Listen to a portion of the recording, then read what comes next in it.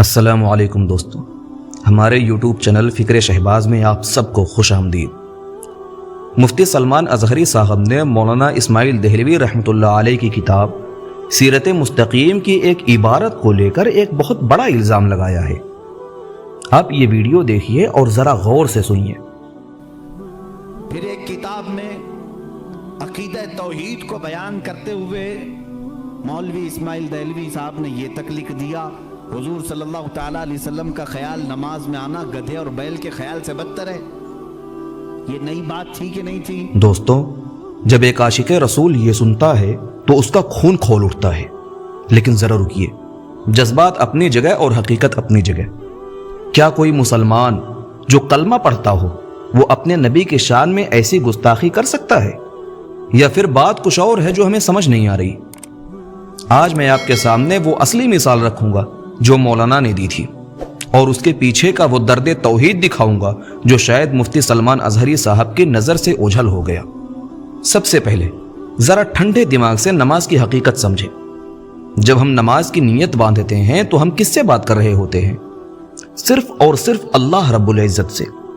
ہم کہتے ہیں ان صلاتی ونسکی ومحیای ومماتی للہ رب العالمین، میری نماز، میری قربانی، میرا جینا، میرا مرنا سب اللہ کے لیے ہے۔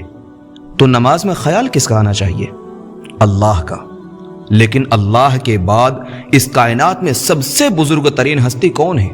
بلا شبہ جناب رسول اللہ صلی اللہ علیہ وسلم۔ اب یہاں ایک بہت باریک نقطہ سمجھیے۔ فرض کریں آپ نماز پڑھ رہے ہیں، آپ نے نیت باندھی اللہ کے لیے، لیکن اچانک آپ کا دھیان بھٹک گیا اور حضور صلی اللہ علیہ وسلم کی طرف چلا گیا۔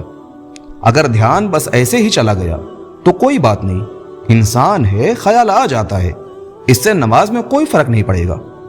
لیکن مسئلہ تب بگڑتا ہے جب آپ اس خیال پر جم گئے، آپ نے اپنا فوکس اللہ سے ہٹا کر پورا کا پورا رسول اللہ کی طرف کر لیا۔ اب سوچئے، آپ نماز میں ہیں جو خالص اللہ کا حق ہے، لیکن آپ ذہنی طور پر حضور صلی اللہ علیہ وسلم کے سامنے کھڑے ہو گئے، ان کی تعظیم کرنے لگے اور وہاں سے کچھ مانگنے یا لینے کی خواہش کرنے لگے۔ تو اس کا مطلب کیا ہوا؟ اس کا مطلب یہ ہوا کہ جو مقصد اللہ کا تھا وہ آپ نے رسول اللہ پر شفٹ کر دیا۔ چونکہ حضور کی شان بہت اعلیٰ و بالا ہے، اسی لیے کسی کے بھی دل میں یہ خیال آ سکتا ہے کہ اللہ بھی دیتا ہے اور رسول اللہ بھی دیتے ہیں۔ بس یہی وہ چور دروازہ ہے جہاں سے شرک داخل ہو سکتا ہے۔ اگر آپ نے نماز میں رسول اللہ کی طرف عبادت والی توجہ کر لی تو نماز ٹوٹ جائے گی اور ایمان خطرے میں پڑ جائے گا۔ اب آپ پوچھیں گے تو پھر گدھے اور بیل کا ذکر کیوں کیا؟ مولانا اسماعیل دہلوی یہ سمجھا رہے تھے کہ خطرہ کہاں بڑا ہے۔ مثال لیجئے، اگر نماز میں آپ کو اپنے کھیت کے بیل یا گدھے کا خیال آ گیا، آپ اس کے بارے میں سوچنے لگے، کیا آپ اس گدھے کی تعظیم کر رہے ہیں؟ نہیں۔ کیا آپ اس سے کچھ مانگ رہے ہیں؟ نہیں۔ کیا آپ اسے اللہ کا شریک بنا رہے ہیں؟ ہرگز نہیں۔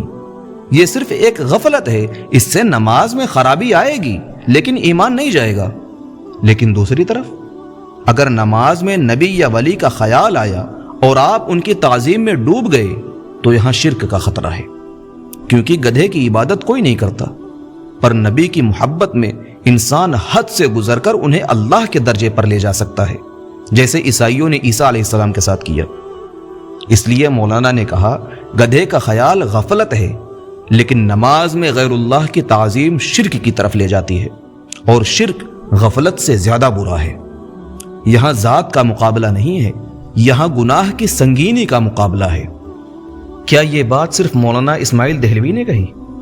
جی نہیں، دنیا کے مانے ہوئے امام غزالی رحمۃ اللہ علیہ اپنی کتاب احیاء علوم الدین میں لکھتے ہیں، اگر کوئی بادشاہ کے سامنے کھڑا ہو اور اس کا دھیان کتے یا گھوڑے پر چلا جائے تو بادشاہ صرف ناراض ہوگا، لیکن اگر وہ بادشاہ کے سامنے کھڑے ہو کر وزیر کی تعظیم شروع کر دے تو بادشاہ اسے بغاوت سمجھے گا۔ دیکھا آپ نے، وزیر کا درجہ جانور سے بڑا ہے، لیکن بادشاہ کے سامنے وزیر کی تعظیم کرنا زیادہ خطرناک جرم ہے۔ اور بریلوی حضرات کے پسندیدہ امام علامہ شامی رحمۃ اللہ علیہ اپنی کتاب فتاوی شامی میں لکھتے ہیں، اگر کوئی نماز میں تشہد پڑھتے وقت یعنی التحیات پڑھتے وقت نبی صلی اللہ علیہ وسلم سے خطاب کرے یہ سمجھ کر کہ وہ سن رہے ہیں تو نماز ٹوٹ جائے گی۔ کیوں؟ کیونکہ نماز میں بات صرف اللہ سے ہوتی ہے۔ تو دوستو، جب امام غزالی اور علامہ شامی یہی کہہ رہے ہیں تو مولانا اسماعیل دہلوی پر فتویٰ کیوں؟ میرے دوستو، بات صاف ہے، مولانا اسماعیل دہلوی کا مقصد حضور صلی اللہ علیہ وسلم کی شان گھٹانا نہیں تھا، بلکہ اللہ کی توحید اور نماز کی عزت بچانا تھا۔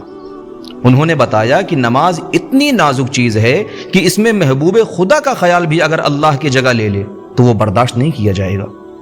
مفتی سلمان اظہری صاحب سے گزارش ہے کہ وہ عبادت کو پورے سیاق و سباق میں پڑھا کریں، اور آپ لوگوں سے گزارش ہے کہ اس ویڈیو کو زیادہ سے زیادہ شیئر کریں تاکہ لوگوں کے دلوں سے وسوسے دور ہو سکیں۔